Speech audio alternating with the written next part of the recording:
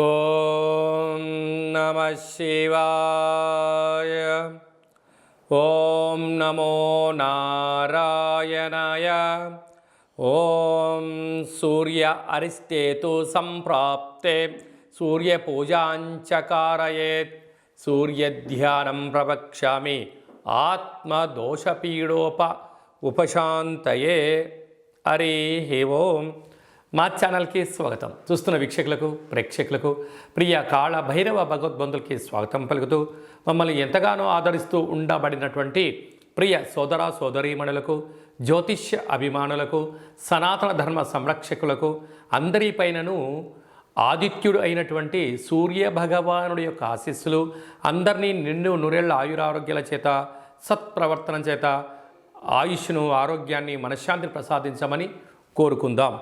17/7/2024 నుండి 17/8/2024 వరకు ఏడాది తర్వాత కర్కాటక రాశిలో రవి భగవానుడు సంచారం చేయడం జరుగుతుంది.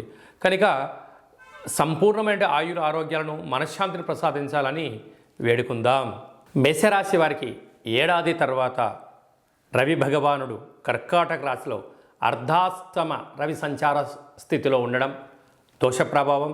ఒకవైపు అష్టమ స్థానం యొక్క శని సంచార స్థితి, కుంభరాశిలో శని భగవానుడు వక్రగతిలో ఉన్నప్పుడు ఇలా అర్ధాష్టమ రవి సంచారం చేయడం వలన జలగండాలు, వాయుగండాలు, వాహన ప్రమాదాలు, ఇంట్లో సమస్యలు, కోర్టు సమస్యలు, అనేక రకాలమైనటువంటి ద్రవ పదార్థాలతో కూడుకున్న ఆహారాలు ఎక్కువ తీసుకోవడం వలన, ఘన పదార్థాలతో ఉండబడిన ఆహారంతో కలవడం వలన ఫుడ్ పాయిజన్ లాంటివి కానీ, ఆరోగ్య పరిస్థితులు, అనారోగ్య ఇబ్బందులు, పోలీస్ స్టేషన్లు, కోర్టు సమస్యలతో విలవిలలాడే పరిస్థితి చాలా అధికంగా ఉంటుంది అని చెప్పి గమనించగలగాలి. ఈ రవి భగవానుడు యొక్క ఆశీస్సులు అందరిపైనను పుష్కలంగా ఉండాలన్నట్లయితే ప్రతి ఆదివారం పూట ఉదయం 6 నుండి 7 గంటల వరకు రవిహోర జరుగుతుంటుంది. ఆ సమయంలో సూర్య నమస్కారము, అరుణ పారాయణము, గోధుమలతో కూడుకున్న ఆహారాన్ని పక్షులకు దానం చేయడం వలన సంపూర్ణ ఆయురారోగ్య స్థితి ఉంటుందని చెప్పి గమనించాలి. మనకు రాసులు 12, లగ్నాలు 12, సూర్య నమస్కారాలు కూడా 12 ఉంటాయి.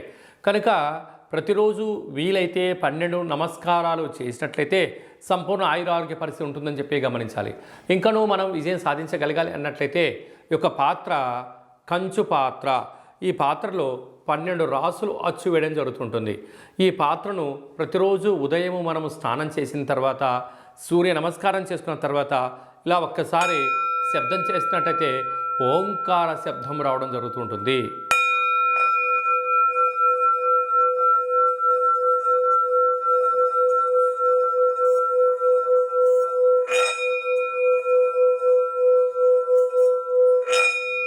ఈ శబ్ద తరంగాల వలన మనిషి శరీరంలో ఉండబడినటువంటి షట్చక్రాలు వికసించడం, అనారోగ్యం దూరం అవ్వడం, ఐశ్వర్యం ఆనందమవడం, విద్యాకర్షణ, ఉద్యోగాకర్షణ, వ్యాపార ఆకర్షణ కలుగుతుంది అని చెప్పి గమనించాలి. ఈ యొక్క పాత్ర కంచు పాత్ర. ఆ పాత్రను కాళభైరవ స్వామి అక్షయ పాత్ర అంటారు. అంటే అక్షయం అనగా నశించబడినటువంటిది.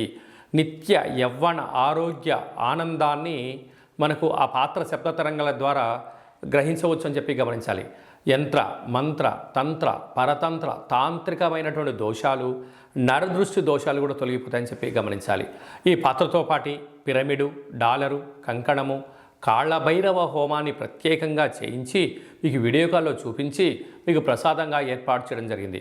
కనుక ఇంటింటా కాళభైరవం అనే కార్యక్రమంలో పాత్రను ఇంట్లో ఉంచుకుందాం, కష్టాలకు స్వస్తి పలుకుదాం, ఐశ్వర్యానికి స్వాగతం పలుకుతామని చెప్పి గమనించాలి.